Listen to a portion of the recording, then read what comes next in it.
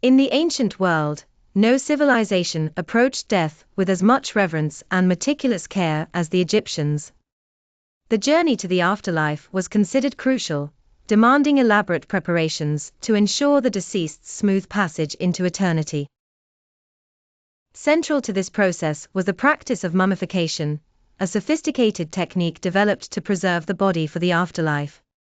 Once a person died, the family would often consult a priest who specialized in mortuary practices. The body would be taken to a specialized embalming workshop, where the mummification process would begin. This meticulous process involved the removal of internal organs, which were then stored in canopic jars. The lungs, liver, stomach, and intestines were placed separately in jars protected by the four sons of Horus, each offering their divine safeguarding. The heart, believed to be the seat of intelligence and emotion, was typically left inside the body.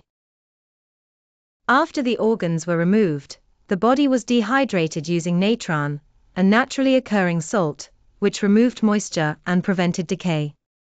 This could take up to 40 days. Once dehydrated, the body was wrapped in numerous layers of linen. Amulets and other significant items were placed within these wrappings, each chosen to protect the deceased on their journey. The deceased was then placed in a series of nested coffins. The outermost coffin, often made of wood or stone, was ornately decorated with inscriptions and imagery of protective deities. These symbols and texts were believed to help guide and protect the soul in the afterlife. Funerary rites culminated with the opening of the mouth ceremony, intended to restore the deceased's senses and abilities in the afterlife. Relatives and priests would use ritual tools to touch the mummified body, ensuring that it could breathe, see, and eat in the world beyond.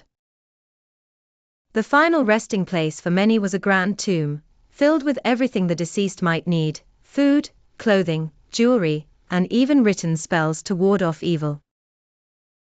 For the pharaohs and the wealthy elite, these tombs were elaborate, often hidden within the Valley of the Kings, protected by curses and traps to deter grave robbers. Managing dead bodies in ancient Egypt was far more than a practical concern.